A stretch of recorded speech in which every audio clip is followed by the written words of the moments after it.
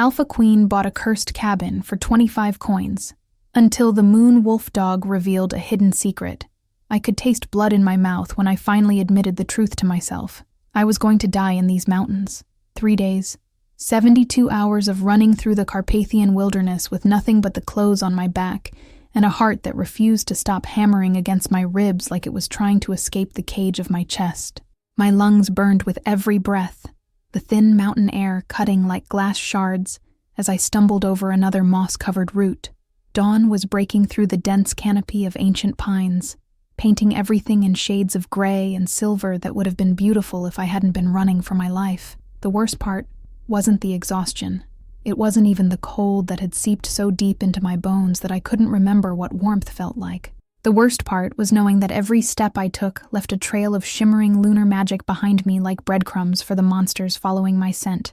I pressed my palm against the rough bark of a tree, trying to catch my breath, and felt the traitorous power pulse beneath my skin. Silver light flickered around my fingertips before I could stop it, leaving traces in the air that would fade in minutes, but not before the witches tracking me could find them. I wanted to scream. I wanted to tear this cursed magic out of my body and leave it bleeding on the forest floor. Control it, I whispered to myself, the words coming out as a ragged sob. Just control it. But I couldn't. I had never been able to control it. That was the cruel joke of my existence. I was Queen Lyra Stormcrest, ruler of the Romanian werewolf realm, inheritor of the rarest lunar bloodline in existence, and I had no idea how to use the power that made me valuable enough to hunt. My parents were supposed to teach me. They died when I was 16, their throats slit in their sleep by assassins who vanished like smoke. The royal mages who could have trained me were slaughtered in the same attack. I learned to rule a kingdom, to command armies, to negotiate treaties and make impossible decisions, but the magic that sang in my veins remained a mystery, a weapon I couldn't wield, a beacon I couldn't dim. And now 50 dark witches wanted to cut me open and drain every drop of that power into their own twisted rituals. I heard them before I saw them, the sound that had haunted me for 3 days. Not footsteps, not voices, just this low, insidious chanting that seemed to come from the earth itself, a vibration that made my teeth ache and my wolf whimper deep in my chest. They were close, too close. My royal guard had tried to protect me. All 15 of them, the finest warriors in my kingdom, had formed a circle around me when the witches attacked my traveling convoy. I could still hear Captain McHale's last words as they dragged him down. "Run, my queen. Don't stop running."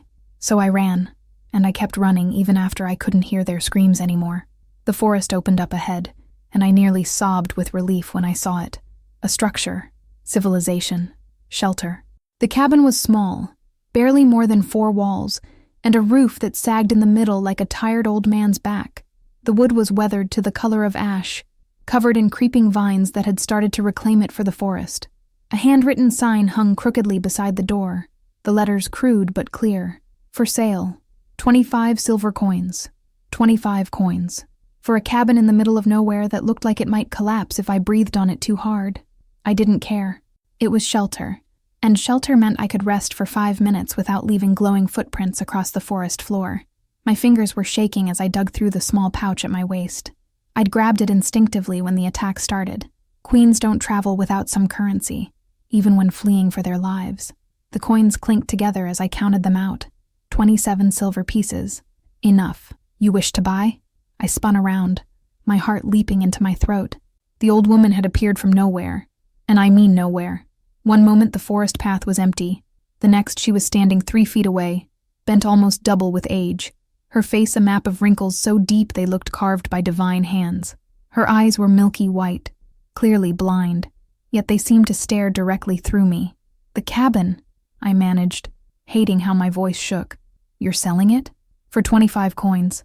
Her voice was like dried leaves skittering across stone. "You have coin?" "Yes."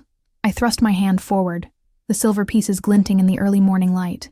"Here, 25 exactly." I was lying. I was giving her 27, but I was too desperate to care about 2 coins, and something about the way she smiled, all gums and secrets, told me she knew exactly how much I was offering. Her gnarled fingers closed around the coins with surprising strength. "The cabin is yours, Queen of Storms. May it give you what you seek." I froze. "How did you—" But she was already gone. Not walking away, not disappearing into the trees. simply gone, like she had never existed, leaving only the faint smell of grave dirt and dried herbs lingering in the air. Magic. Everything was always magic in this cursed world.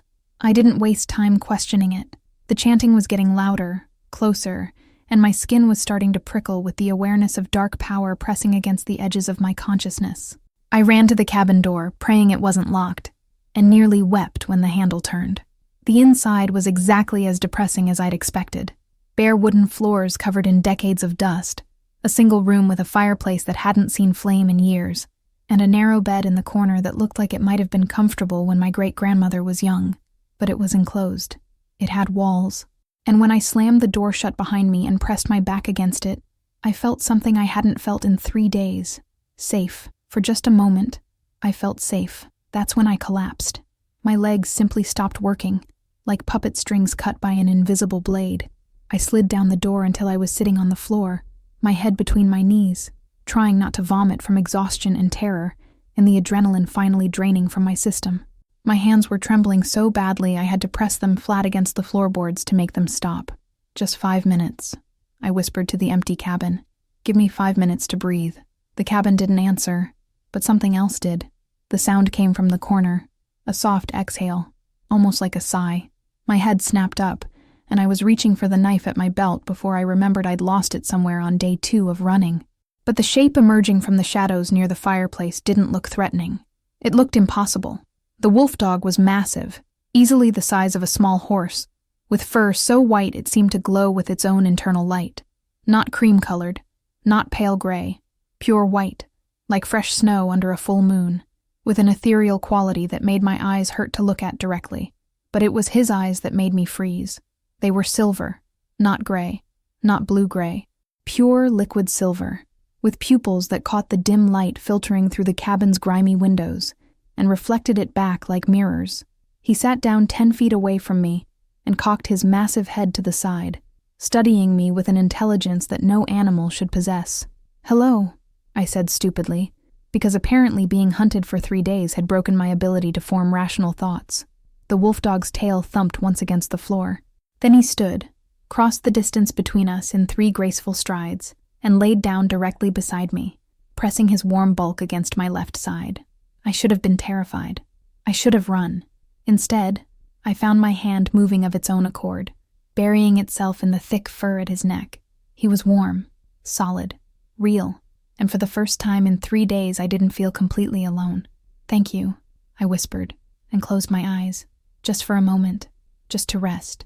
I opened them to find a man standing over me, and the scream that erupted from my throat was pure instinct. He was tall, easily over 6 feet, with shoulders broad enough to block out the light from the window behind him. Dark hair fell to his shoulders in waves that caught hints of silver when he moved, and his face was all sharp angles and harsh beauty, like someone had carved a god from marble and forgotten to soften the edges. But it was his eyes that made my breath catch. Silver. The exact shade of the wolf dog's eyes. The exact shade of moonlight on water. And they were blazing with fury. "This cabin is mine," he snarled, his voice rough like he hadn't used it in years. "You're trespassing on my lands." I scrambled to my feet, my back hitting the door, my heart hammering. The wolf dog. Where was the wolf dog? Gone. Vanished. Like he'd never existed. "I bought this cabin," I shot back, trying to inject authority into my voice even though I was exhausted and terrified, and this man smelled like things that made my wolf sit up and pay attention inside my chest. Pine. Wood smoke. Something wild and ancient and absolutely devastatingly male. I paid 25 coins to the woman outside. "It's mine now." His laugh was harsh and bitter. "You bought cursed land from a ghost witch, little queen." "Did you really think that made it yours?" The way he said, "little queen," made my hackles rise. I'd spent 10 years commanding a kingdom, making life and death decisions, and I wasn't about to be talked down to by some territorial stranger in a cabin I'd legally purchased. "I don't care what you think you own," I said, and felt my magic rise in response to my anger. Silver light began to spiral around my hands, wild and uncontrolled. "I paid for shelter, and I'm staying." His eyes tracked the magic, and something flickered across his face. Surprise? Recognition? Then his own power answered mine. Silver flames erupted from his palms. Not fire. Something else. Solidified moonlight that took form and substance, moving like liquid metal through the air.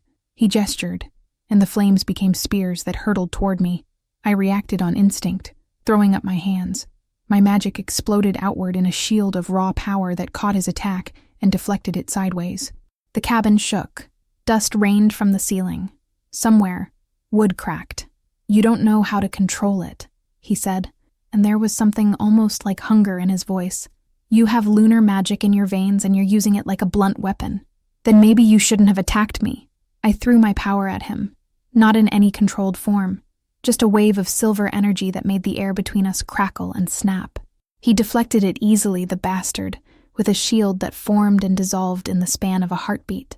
Then he was moving, crossing the cabin in 3 strides that were too fast for human, too controlled for wolf. His hand caught my wrist, and the moment his skin touched mine, everything stopped. The magic, the fear, the exhaustion, all of it slammed to a halt, because every nerve ending in my body was suddenly screaming one word: mate. No, no, no, no, not now, not him. Not this stranger who'd attacked me in my own purchased cabin while I was running for my life. But my wolf didn't care about logic. She was howling with recognition, with need, with the absolute certainty that this man, this infuriating, dangerous, powerful man, was destined to be mine. His eyes widened. His grip on my wrist tightened, not painfully, but like he was drowning, and I was the only solid thing in his world. "You," he breathed. "You're—" The wolf dog materialized between us. 1 second the space was empty. The next, that massive white form was there, physically pushing us apart with his body. His eyes, those impossible silver eyes, began to glow. Not just reflect light, glow, like twin moons were rising inside his skull. And then a voice filled my head. Not sound, not words spoken aloud, just presence, ancient and vast and utterly undeniable, speaking directly into my consciousness in a way that made my soul shiver. "She is the queen of prophecy.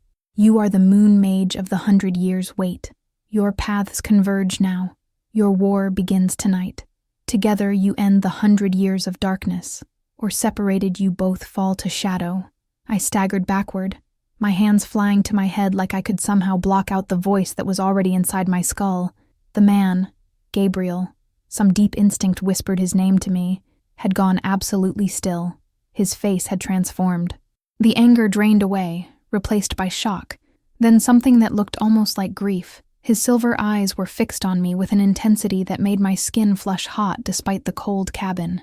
"You're real," he whispered, and his voice broke on the word. "After 200 years of waiting in this cursed place, you're finally real. 200 years. The words didn't make sense. Couldn't make sense. Humans didn't live that long. Wolves aged slower, but not that slow. What was he? I opened my mouth to demand answers, to ask what prophecy, what war, what any of this meant. That's when I heard them. The screaming started somewhere in the forest, high and sharp and triumphant. Not human screams. Witch screams. The sound of predators who'd finally cornered their prey. They'd found me. "How many?" Gabriel asked, his voice suddenly calm, professional, like we hadn't just discovered we were fated mates, or received a prophecy from a mystical wolf dog, who may or may not be real. 50, I whispered. 50 dark witches who want my power and won't stop until they carve it out of my living body. He looked at me for a long moment. Then he looked at the wolf dog, who dipped his enormous head once, confirming something I couldn't hear. Gabriel's mouth curved into a smile that was all sharp edges and dangerous promise. "Good," he said softly. "I've been waiting 2 centuries for a real fight." He held out his hand to me. "My name is Gabriel Ashford. I'm the last moon mage. This cabin is my prison and my sanctuary. And if what Atlas just told us is true," he gestured to the wolf dog, who I apparently now knew was named Atlas, "then you and I are about to either save the world or die trying." Outside, the witch screams were getting closer. Inside, my mate was offering me his hand, and a war I didn't understand. I had no idea what the prophecy meant. I didn't know what the 100 years of darkness was. I couldn't control my magic. Didn't know if I could trust this man whose scent made my wolf howl with need, and I was more exhausted than I'd ever been in my entire life. But I'd been running for 3 days. I was done running. I took his hand. His fingers closed around mine. And power, real power, controlled and ancient and vast, surged between us like a circuit completing. "Then let's end this," I said. Gabriel's smile widened, feral and beautiful and terrifying.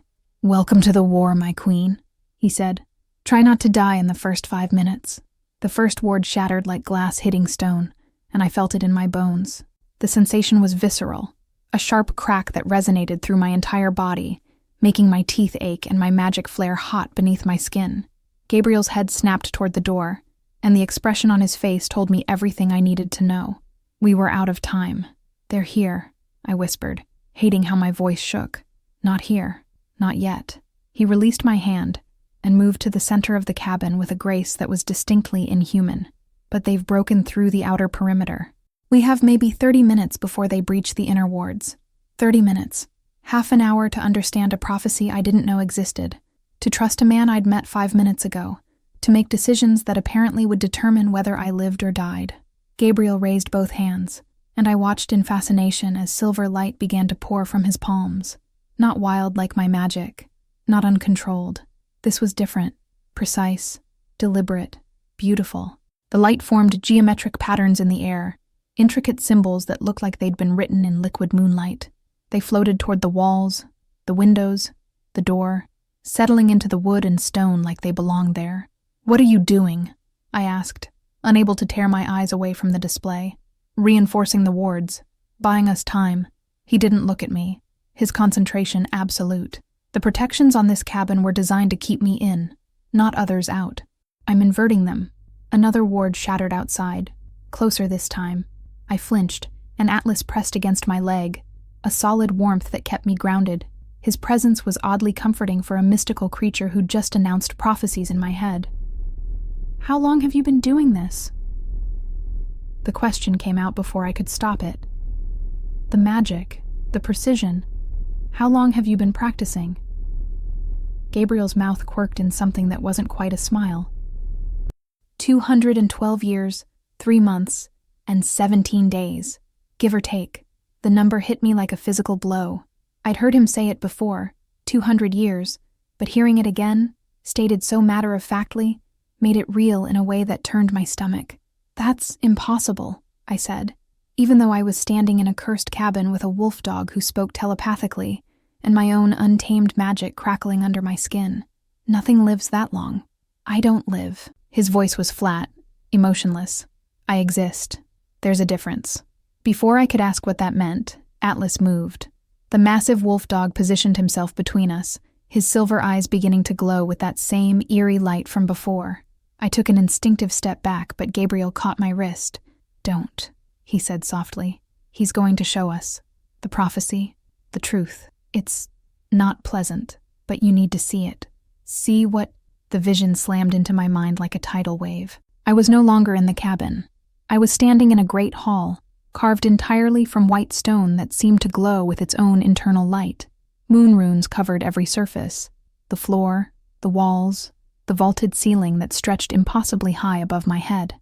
And in the center of the hall stood a woman who could have been my twin. She had my dark hair, my olive skin, my sharp cheekbones, but her eyes were different, pure silver, like Gabriel's, like Atlas's. She wore armor made of moonlight itself, and in her hands she held a staff that pulsed with power I could feel, even through the vision.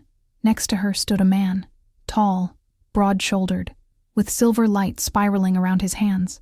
Not Gabriel, but similar enough that I knew they were connected somehow. The same bloodline, the same power. They were facing something I couldn't see, something dark and vast that pressed against the edges of the vision like oil spreading across water. And they were speaking in unison, their voices harmonizing in words I didn't understand but felt in my soul. The scene shifted. Now I was looking at stone tablets, ancient and cracked, covered in those same moon runes. As I watched, the runes began to glow, rearranging themselves into words I could suddenly read. When darkness reigns for 100 years, when the night eternal feeds on hope and drowns the light, the last alpha queen of lunar blood shall find the moon mage in his cursed sanctuary. Alone, they are broken. Together, they shall weave the silver covenant and end the shadow's reign. But the price is all or nothing, transcendence or dust, salvation or damnation, bound together beyond death itself. The vision released me so abruptly I staggered. Gabriel caught me before I could fall, his hands steady on my shoulders, and the touch sent sparks racing across my skin that had nothing to do with magic and everything to do with the mate bond I was desperately trying to ignore. "That was you," I gasped, pulling away from him because I couldn't think when he touched me. "That woman in the vision, she looked exactly like me. Your ancestor."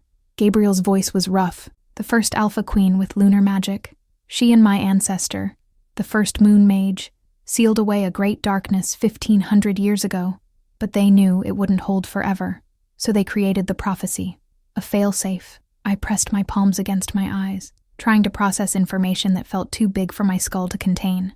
The 100 years of darkness, that's what Atlas mentioned. What is it? Exactly what it sounds like.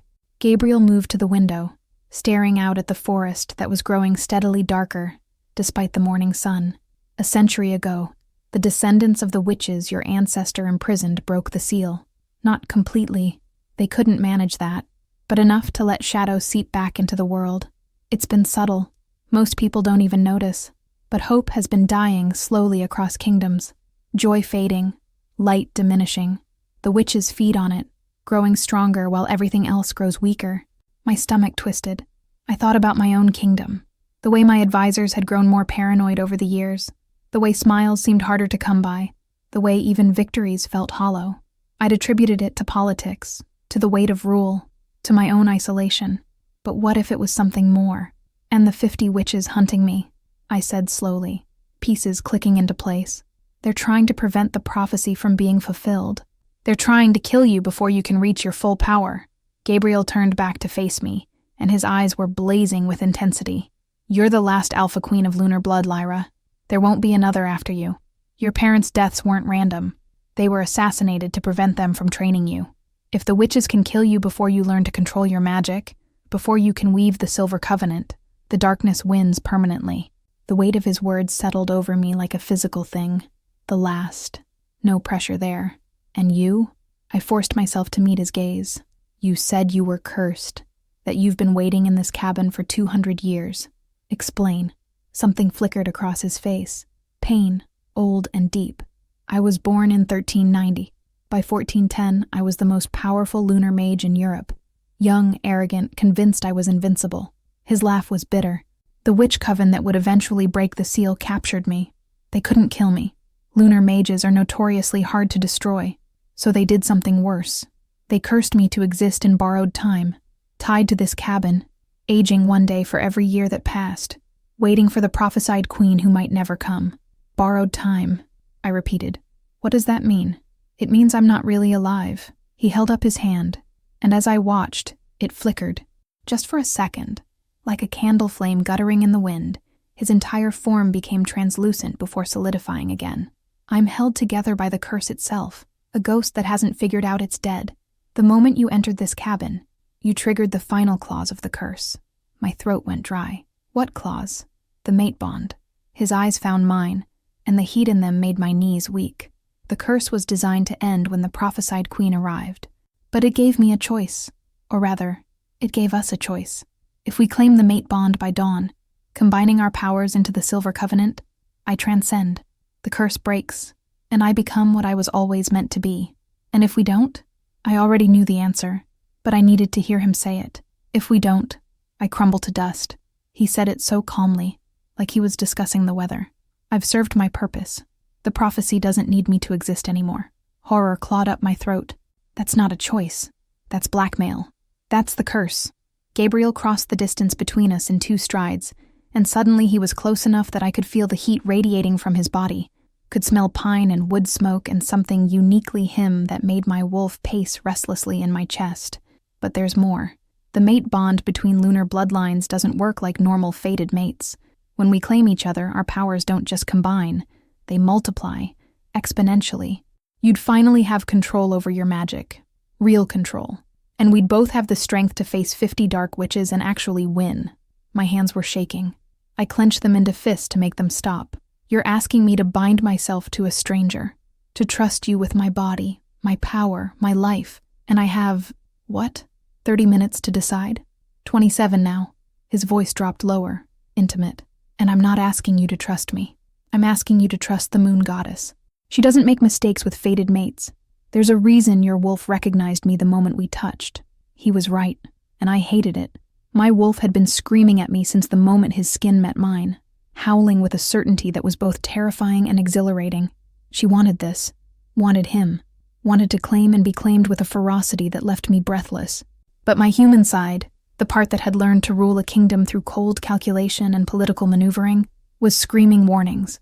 This was too fast, too convenient, too much like a trap. "Tell me about the Silver Covenant," I said, buying time to think. "What exactly happens when lunar mates claim each other?" Gabriel's eyes darkened. "It's a binding that goes beyond physical, beyond even the mate bond. Our magic becomes one, not merged, but woven together like threads in fabric. Where you're weak, I'm strong. Where I lack, you provide. We become a complete magical system that's greater than the sum of its parts. And we're bound forever. Yes, no going back. None. If you die, you die." He said it without hesitation. "And vice versa. It's all or nothing, Lyra. Transcendence or dust. Those are the only options the prophecy allows." Another ward shattered outside. Closer. Much closer. I could hear them now. The witches. Not their chanting, but their voices, high and sharp with excitement. They thought they'd cornered me. They thought they'd won. I looked at Gabriel, really looked at him. This man who'd waited 2 centuries for someone he'd never met, who'd existed in a cursed cabin, alive but not living, for longer than my entire bloodline. His silver eyes were steady on mine, and I could see the truth in them. He wasn't lying, wasn't manipulating. He was simply waiting for me to choose. My parents had died when I was 16. I'd spent 10 years ruling alone, trusting no one, depending on no one. It had kept me safe. It had also nearly destroyed me. I thought about Captain McHale and my royal guard, who'd died buying me time to run. About my kingdom, drowning slowly in darkness they couldn't see. About the magic burning in my veins that I'd never learned to control because there was no one left to teach me. And I thought about the woman in the vision, my ancestor, powerful and certain, standing beside her mate against something vast and terrible. She hadn't faced it alone. Maybe I didn't have to either. "If I do this," I said slowly, "if I claim you and weave this silver covenant and somehow we survive the 50 witches outside, I need you to understand something." Gabriel's expression didn't change. "What?" "I've been alone for 10 years. I've trusted no one with real power over me, because everyone who had that power died or betrayed me. So if we do this, if we bind ourselves together, and you ever make me regret it, I will find a way to end us both. Is that clear?" His mouth curved into a smile that was somehow both dangerous and tender. "Crystal clear, my queen. Don't call me that. What should I call you?" "Lyra. Just Lyra." I took a shaky breath, at least when we're alone. "Lyra." He said my name like a prayer, like a promise. "Then you should know, I don't regret anything. Not the curse, not the weight, not the 200 years of isolation, because it led me to you." The sincerity in his voice undid something in my chest. I felt tears prick at my eyes and blinked them back furiously. Queens didn't cry, especially not when they were about to face 50 witches in a battle they might not survive. Atlas whined softly beside us, and when I looked down, his eyes were glowing again, but not with visions this time, with approval. Gabriel's body flickered again, more pronounced this time. I could see through him for a full 2 seconds before he solidified. The curse was ending whether I chose him or not. 25 minutes until dawn, maybe 20 minutes until the witches broke through. I'd been running for 3 days. I was done running. I stepped forward, closing the distance between us, and placed my hand flat against Gabriel's chest. His heart was beating fast, faster than mine, and I could feel his power pulsing beneath my palm like a living thing. "Then teach me," I said, letting all my fear and hope and desperate determination bleed into my voice. "Teach me to control this magic. Teach me to destroy them all. Teach me to end 100 years of darkness." His eyes flared pure silver, bright enough to illuminate the entire cabin. "This will change everything you are," he warned, his voice rough with need and power, and something that might have been fear. "Once we start, there's no going back. You'll be bound to me until death, and possibly beyond. You'll feel everything I feel. Your magic will never be entirely your own again. Are you absolutely certain?" My wolf surged up inside me, howling her approval. And for once, I listened to her instead of my cautious human mind. "I'm certain," I said. Gabriel's hands came up to frame my face, and the moment his skin touched mine, silver lightning crackled between us. My magic rose to meet his, no longer wild but answering his call like it had been waiting for this moment my entire life. "Then let's weave the silver covenant," he whispered against my lips, "and show those witches what happens when prophecy awakens." He kissed me, and the world exploded into silver light. The kiss broke something open inside me, and silver light poured out like a dam bursting. Gabriel pulled back just enough to speak, his forehead pressed against mine, both of us breathing hard. "We don't have much time. The witches will break through in 15 minutes, maybe less. I need to teach you control before they arrive. 15 minutes. A quarter of an hour to learn what should take years. Then teach me fast," I said, and was proud my voice didn't shake. He stepped back, but kept one hand wrapped around my wrist. The contact point burned, not painfully, but with an intensity that made every nerve ending in my body wake up and pay attention. My wolf was pacing circles inside my chest, whining with need, desperate for more contact, more claiming, more everything. "Focus," Gabriel said, though his voice was rough enough that I knew he was fighting the same pull. "Your magic is tied to emotion right now. That's why it's uncontrolled. Every fear, every anger, every desperate moment makes it flare. I'm going to teach you to separate emotion from power." "How?" My free hand was already crackling with silver light that I couldn't stop. "By giving you an anchor point." He placed his other hand flat against my sternum, right over my heart, and the contact made me gasp. Heat flooded through me, part mate bond, part magic, entirely overwhelming. "Close your eyes. Feel my power touching yours."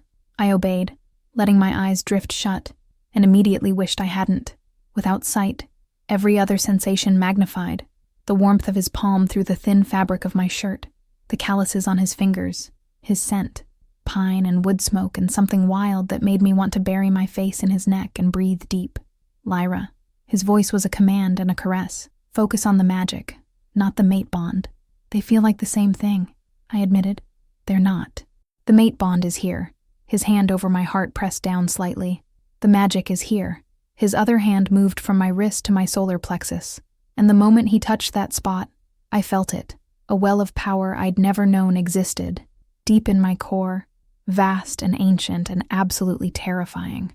"Oh gods," I whispered. "That's your lunar magic in its purest form." Gabriel's voice was steady, anchoring. "It's been there your entire life, but you've been pulling from it through emotion. Fear channels it into defense, anger into attack. I'm going to teach you to pull from it directly." "How?" "By showing you." His power surged into me through his palm, and I cried out at the sensation. It wasn't pain. It was the opposite of pain. Pure sensation that bordered on pleasure. Magic flowing into my body like water finding a new channel. I could feel Gabriel's power moving through me, mapping the pathways my own magic should follow, creating structures where there had been only chaos. And then, like a door opening, I felt him. Not just his magic. Him. Gabriel.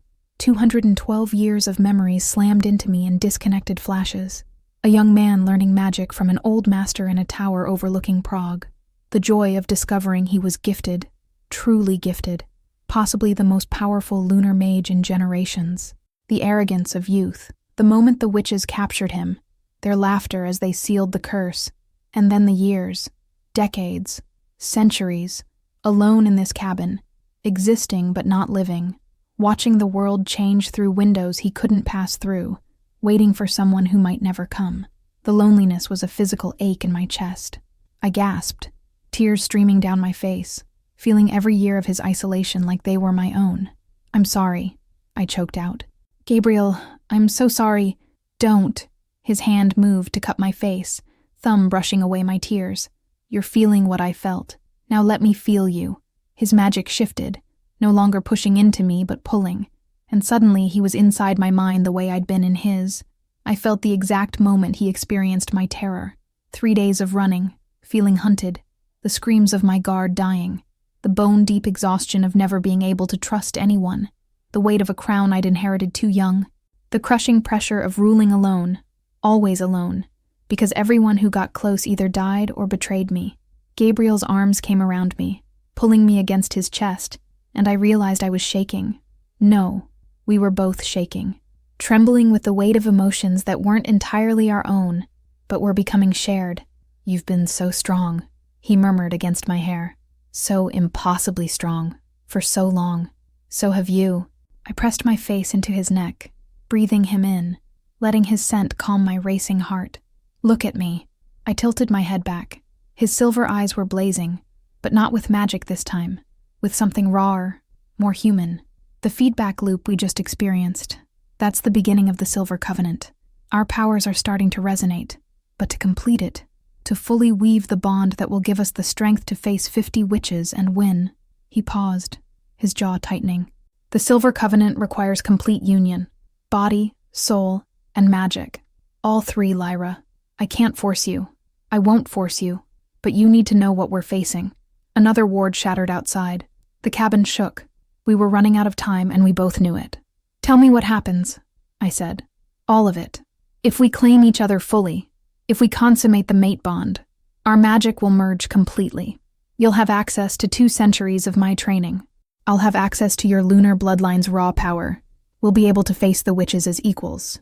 He cupped my face in both hands. "But Lyra, listen to me. This isn't just tactical. I've waited 2 centuries for you specifically. Not just any queen who could fulfill prophecy. You, Lyra Stormcrest, my fated mate. And if we do this, you're mine forever, just as I'm yours. No escape, no independence. We'll be bound so tightly that your pain will be my pain, your joy my joy, until death, and probably beyond." My heart was hammering so hard I thought it might break through my ribs. Everything in me was screaming, part terror, part desperate need, part certainty that this was right, even though it made no logical sense. "How much time?" I asked. He glanced at the window. 12 minutes, maybe less. 12 minutes to make a decision that would define the rest of my life. 12 minutes to trust a stranger with everything I was and everything I had. I thought about my parents, who'd loved each other so completely that losing one meant losing both. My mother died 3 days after my father, her heart simply giving up. I'd always thought it was weakness. Now I wondered if it was strength. I thought about ruling alone for 10 years, trusting no one, depending on no one. Safe, isolated, slowly dying inside. I thought about the woman in the vision, my ancestor, standing beside her mate, facing darkness together. "I need you to promise me something," I said. "Anything. Promise me that even when we're bound, even when you can feel everything I feel, you'll still see me as separate, as my own person, not just an extension of you." Gabriel's expression softened. "Lyra, I've waited 200 years for someone strong enough to stand beside me, not behind me. I don't want you diminished. I want you transcendent." Something in my chest cracked open at those words. I reached up, threading my fingers through his hair, and pulled his mouth down to mine. The kiss was different this time. Not tentative, not questioning, claiming. "Then claim me," I whispered against his lips. "Weave your covenant. Make me yours." His eyes flared so bright I could see them through my closed eyelids. What happened next? I can only describe in sensations, because words fail to capture the enormity of it. Gabriel's hands on my skin, warm and reverent and certain. The mate bond that had been screaming between us finally allowed to complete. The moment our bodies joined and our magic exploded. It felt like being struck by lightning made of moonlight. Like every nerve ending in my body ignited at once. Like my soul was being pulled apart and rewoven with someone else's. 2 separate threads becoming one unbreakable cord. I felt Gabriel's power surge into me. Not forcing, but flowing, filling every empty space inside me with silver light. And my own magic, wild and untrained, suddenly found structure, found purpose, found home in the pathways he'd created. The feedback loop intensified, until I couldn't tell where I ended, and he began.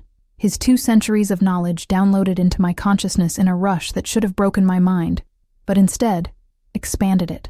Fighting techniques, spell work, the precise geometry of lunar magic, how to pull power directly from the moon herself without emotion as a conduit. And he was experiencing me with the same intensity. My memories, my struggles, my fears and hopes, and the bone-deep determination that had kept me alive when everything else tried to kill me. The mate bond snapped into place with a force that made us both cry out.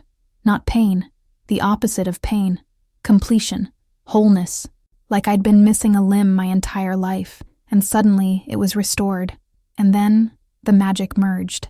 I felt the exact moment it happened. Our separate cores of power touching, intertwining, becoming one unified force that was greater than both of us combined.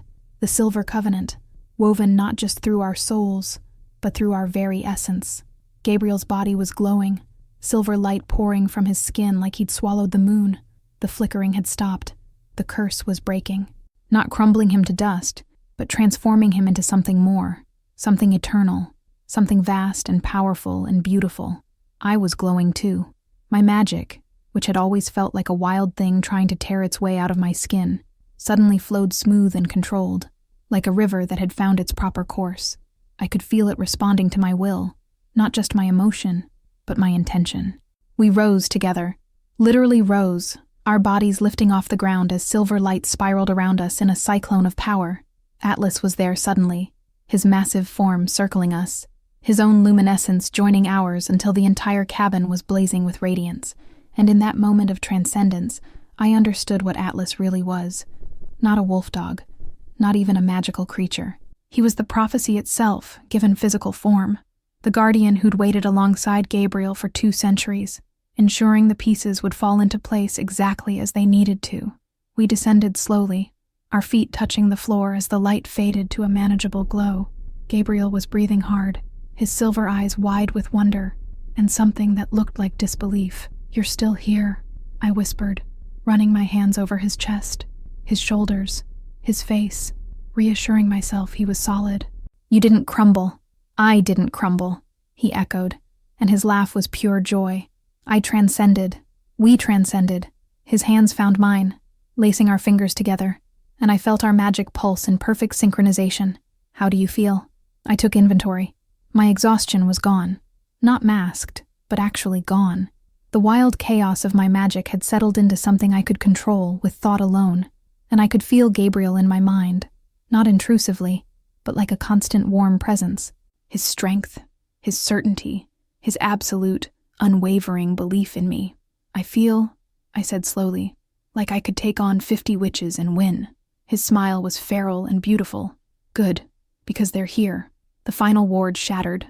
Dawn was breaking. I could see the first rays of sun painting the sky pink and gold through the cabin windows, but it wasn't the natural dawn that made my skin prickle. It was the darkness pressing against the light. 50 points of malevolent power surrounding the cabin, their chanting rising in volume until it shook the foundations. Gabriel and I moved to the door as one, our bodies in perfect sync, our hands still clasped. Atlas positioned himself between us, his eyes glowing white with prophetic certainty. "The Crone Queen is leading them," Gabriel said, and I felt his knowledge flowing through our bond. "The one who sold you the cabin. Of course she was. The impossibly cheap price. The convenient location. It had all been a trap to bring me to the exact place prophecy required. She thought she was preventing prophecy," I said, understanding clicking into place. "But she was fulfilling it. Ironic, isn't it?" Gabriel's thumb stroked across my knuckles. "Ready to show them what happens when they hunt the wrong queen?" I looked down at our joined hands, his scarred from centuries of magic, mine marked with the calluses of swordwork. 2 people who'd spent lifetimes alone, now bound so tightly we'd never be separate again. The fear I'd carried for 3 days was gone. The exhaustion had vanished. In their place was something fierce and bright and absolutely certain. "They wanted the last lunar queen," I said, and my voice resonated with power that was both mine and not mine, individual and shared. "Let's show them what happens when prophecy awakens." We opened the door together and stepped out into the dawn. 50 dark witches surrounded the cabin in a perfect circle, their black robes billowing in wind that smelled of rot and dark magic. At their center stood the Crone Queen, no longer bent and blind but standing tall, her eyes blazing with malice. "You're too late, little queen," she cackled. "The prophecy requires the silver covenant woven in darkness, not light. Dawn has broken. You've failed." I smiled, and felt Gabriel's amusement echo through our bond. "You really should have read the prophecy more carefully," I said. Silver light exploded from our joined hands, bright enough to rival the rising sun. The witches screamed. The silver light that poured from our joined hands wasn't just magic. It was possibility made manifest. Power that had been sleeping for 1,000 years finally awakened. The Crone Queen's face twisted from triumph to confusion to dawning horror as she realized her mistake. "No," she whispered. "The prophecy said darkness. The prophecy said we would end the night eternal," I corrected, and my voice resonated with power that was both mine and Gabriel's, individual and unified. It never specified when we'd weave the covenant. Dawn or darkness, it didn't matter. You brought me exactly where I needed to be. The irony was delicious. They'd hunted me for 3 days, driven me to this cursed cabin, practically handed me my fated mate on a silver platter, all while thinking they were preventing prophecy. Instead, they'd fulfilled it perfectly. "Now," Gabriel said, his voice calm despite the 50 witches surrounding us. "You get to see what happens when you hunt a lunar queen." The battle began with their first attack. A wave of binding spells, black tendrils of magic that shot toward us like serpents. I felt Gabriel's power surge through our bond, and without thinking, I matched it. We moved as one, our free hands rising in perfect synchronization. "Shatter!" Gabriel commanded, and lunar fire exploded from his palm. Silver flames that didn't burn with heat, but with pure light.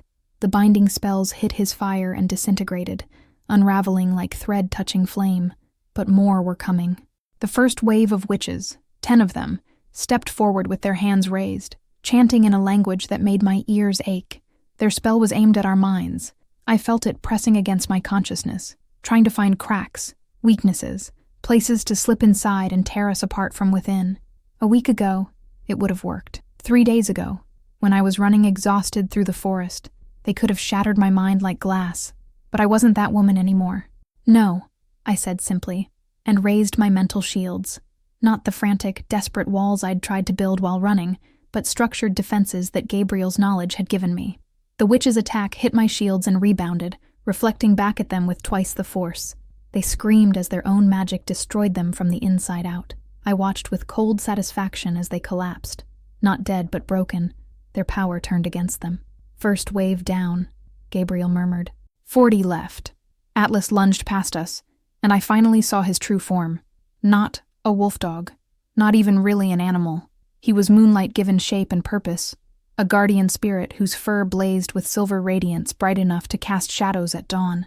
He moved through the circle of witches like a hurricane, and everywhere he touched, dark magic simply ceased to exist. 3 witches tried to bind him with chains of shadow. Atlas walked through them like they were made of smoke, then turned and tore the magic apart with teeth that gleamed like stars. The witches fell, gasping, their power ripped away so completely they couldn't even scream. "Second wave," Gabriel warned. 20 witches this time, stepping forward as one. Their chanting intensified, and I felt the earth beneath our feet begin to shake. They were trying to turn the land itself against us, pulling power from the soil, the trees, the ancient stones beneath the Carpathian mountains. "They're strong," I said, feeling the immensity of their combined magic pressing down on us. "So are we." Gabriel's hand tightened around mine. "Together, Lyra. Show them what the Silver Covenant can do." I reached deep into the well of power in my core, that vast reservoir I'd discovered earlier, and pulled, not with emotion this time, with intention, with precision. The magic responded instantly, flowing through me like water through a channel, and when it hit Gabriel's power, the two forces amplified each other. We raised our joined hands, and moonlight answered our call, not the pale light of dawn, not the gentle glow of Luna watching from the sky.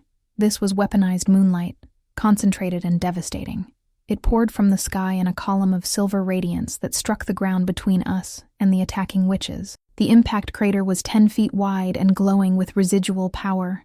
The witches' earth magic simply stopped, unable to pass through the barrier of pure lunar force we'd created. "Impossible," one of them gasped.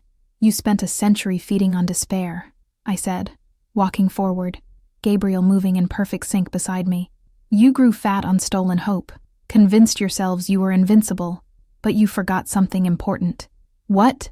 the Crone Queen spat. "Hope fights back." I thrust my free hand forward, and silver light exploded from my palm in a wave that crashed over the 20 witches like a tidal surge. They tried to shield, tried to deflect, but our combined power was simply too much. One by one they fell, their dark magic unraveling, returning to the earth as purified energy. The Crone Queen was screaming orders now, her composure cracking. The remaining 17 witches formed a tight circle around her, pooling their power into a shield of writhing darkness that pulsed with malevolent energy. "You think you've won?" she shrieked. "You think ending us ends the darkness? We've fed on despair for 100 years. We've grown strong on the suffering of kingdoms. Even if you destroy us, the night eternal remains." That's when I felt it, the truth of what she was saying. The 100 years of darkness wasn't just these witches. It was bigger than them. They'd opened a door a century ago, and even killing them wouldn't close it. Fear tried to claw at my throat. We'd come so far, transcended together, woven the Silver Covenant, and it still might not be enough? "Lyra," Gabriel's voice cut through my spiraling thoughts. "Feel what I'm feeling." I opened myself to our bond, and instead of fear, I felt his certainty, his knowledge, his understanding of exactly what we needed to do. "The prophecy didn't just say we'd kill the witches," he explained, his voice steady. "It said we'd weave the Silver Covenant and end the night eternal. The covenant isn't just about us, love. It's about what we can create together." Understanding crashed over me like a wave. A lunar eclipse. Not just any eclipse. His silver eyes met mine, blazing with power and pride. A perfect one. Shadow and light balanced. Dark and bright unified. "We can close the door they opened, but only if we work in perfect harmony. Then let's end this," I said. We released each other's hands, and for a moment, the loss of physical contact made me gasp. But we were still connected through the mate bond, through the Silver Covenant, through threads of power so tightly woven that distance meant nothing. Gabriel moved left. I moved right. Atlas positioned himself at the center point between us. The three of us formed a triangle around the remaining witches, who were frantically trying to figure out what we were doing. "Now," Gabriel said. I pulled power from the moon, directly, without emotion, with the precision he'd taught me. Gabriel pulled darkness, not evil darkness, but the natural shadow that exists as moonlight's complement. And between us, where Atlas stood glowing like a star, the two forces met. The sphere began to form. It started small, barely the size of my fist, a perfect balance of silver light and velvet shadow swirling together in harmony. But it grew, fed by our combined will, by 2 centuries of Gabriel's knowledge, and my lunar bloodline's raw strength. The sphere expanded outward like a living thing. The witches tried to run. Atlas cut off every escape route, his massive form moving faster than should be possible, creating barriers of solid moonlight that trapped them inside our triangle. They threw spells at the sphere, binding magic, death curses, plagues of shadow, but nothing could touch it. The balanced perfection of light and dark simply absorbed everything and grew stronger. When the sphere touched the first witch, she didn't die. She unmade. That's the only word I have for it. Her dark magic unraveled like thread being pulled from a sweater, spiraling out of her body and into the sphere, where it was purified and released back into the earth. Her body collapsed, still breathing but powerless, human in a way she probably hadn't been for decades. The sphere kept expanding. One by one, the witches fell. Some tried to fight, some tried to bargain, some simply stood there, frozen in horror, as they realized what was happening. We weren't killing them. We were taking away the stolen power they'd hoarded for a century and returning it to the world. Only the Crone Queen remained standing, protected by layers of shields that crackled with desperate energy. "Wait!" she screamed. "Wait, I can tell you things. Your parents. Their deaths. I know who ordered it. I know why." The sphere paused, hovering inches from her shields. Not because I commanded it, but because some part of me needed to hear this. "Talk," I said, my voice cold enough to freeze blood. "It was us."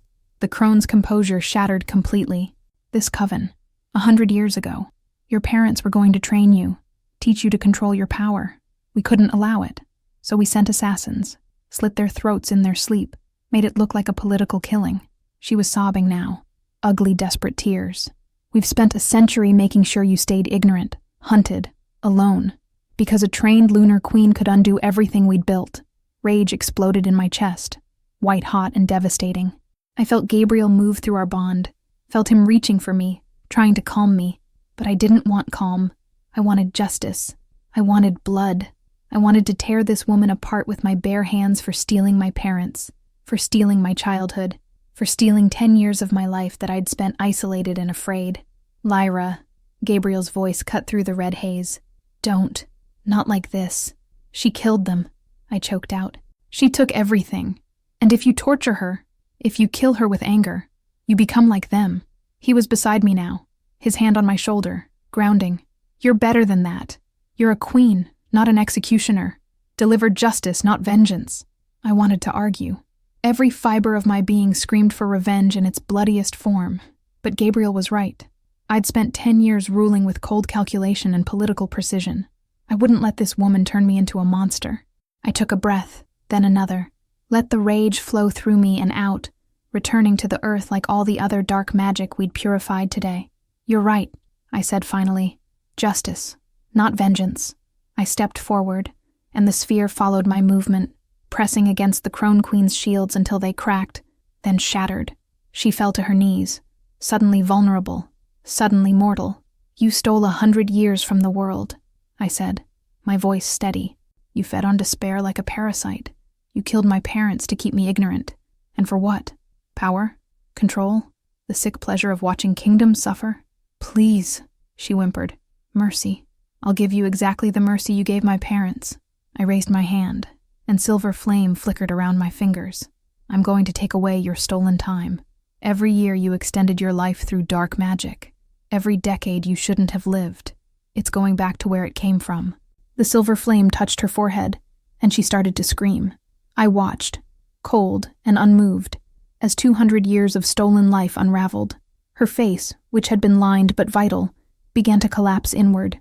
Wrinkles deepened into crevasses. Hair went from gray to white, to thin and brittle. Her body folded in on itself like a flower dying in fast forward. Within seconds, she was ancient beyond measure. Within 30 seconds, she was dust. The last of the 50 witches, destroyed not by violence, but by justice, by the natural order reasserting itself. As her ashes scattered in the wind, I felt something shift in the world. It started as a vibration, subtle but undeniable, like a note that had been playing wrong for so long everyone had forgotten what right sounded like. Then the vibration became a pulse, spreading outward from where we stood in waves of silver light. Across the Carpathian forest, the supernatural gloom that had hung over the land for a century simply vanished. Colors became more vivid, shadows less oppressive. Even the air tasted different, cleaner, lighter, full of possibility, and I felt it through my connection to my kingdom. Miles away, my people were waking to a world that suddenly felt brighter. Hope, which had been slowly dying for generations, was flooding back like spring water after a long drought. The 100 years of darkness, Gabriel breathed. It's ending. We ended it, I corrected, and turned to face him. Together, his smile was radiant with joy and pride and love so intense it made my chest ache. Together, he agreed. Atlas padded over to us, and as we watched, his form began to shift. The wolf dog shape dissolved, melting upward into streams of silver light that spiraled toward the sky.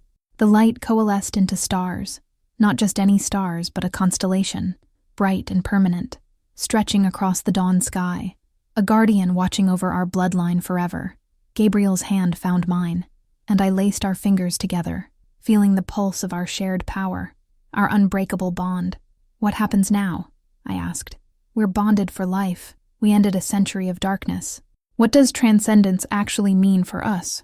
It means, Gabriel said slowly, that as long as we're together, we don't age. We don't sicken. We're not truly immortal. We can be killed, but time can't touch us. And any children we have will carry both lunar and alpha bloodlines, stronger than any generation before them. Children. The word sent a shiver through me that wasn't entirely fear. For 10 years I'd been too isolated to even consider heirs. Now with Gabriel beside me, the future suddenly felt vast with possibilities. And my kingdom? I asked. Needs its queen. His thumb stroked across my knuckles. But not the frightened, hunted woman who fled 3 days ago. They'll get a transcendent queen with a moon mage consort. The nobles who feared your power will learn to respect it. The enemies who hunted you are destroyed. You're returning as something new. Something new. Something powerful. Something that could finally change the systems that had kept me isolated and afraid. I looked at the cabin behind us, the cursed sanctuary that had been Gabriel's prison for 2 centuries, and my salvation for one desperate night. 25 silver coins. That's what I'd paid for it. The best investment I'd ever made. We should go, I said. My kingdom needs to know I'm alive, and there's a lot of work to do. Rebuilding, reshaping, creating something better. Agreed. Gabriel paused, a smile playing at his lips. But first, I have to know, was I worth 25 silver coins? The laugh burst out of me before I could stop it. Real, genuine, the first true laugh I'd had in years. It felt like breaking free from chains I hadn't known I was wearing. You were worth everything, I said, and meant it with every fiber of my being. We walked out of the Carpathian forest together, hand in hand, the morning sun warm on our faces. Above us, Atlas's constellation glittered in the lightening sky, a reminder that prophecy had been fulfilled, destiny claimed, darkness ended. I'd run into this forest 3 days ago, hunted, exhausted, alone, terrified. I was leaving it transcendent, bonded to my fated mate, wielding magic I finally understood, leading not just as a queen but as something more. The nobles who'd whispered behind my back would learn to bow. The enemies who'd thought me weak would learn terror. And the kingdom that had feared my power would learn to celebrate it. Because I wasn't just Queen Lyra Stormcrest anymore. I was the last alpha queen of lunar blood, the woman who'd woven the Silver Covenant, the one who'd ended the 100 years of darkness. I was exactly what the prophecy promised I would be, and I was done apologizing for my power. Gabriel squeezed my hand, and through our bond, I felt his absolute faith in me, his certainty that together, we could reshape the world. Ready to claim your kingdom? He asked. I looked back one last time at the cabin where everything had changed, at the forest where I'd been hunted, at the dawn sky where Atlas watched in starlight. Then I looked forward, toward home, toward the future, toward everything I was going to build. I've been ready my whole life, I said. We walked into the sunrise together, and the world trembled with the knowledge that prophecy had awakened, and nothing would ever be the same.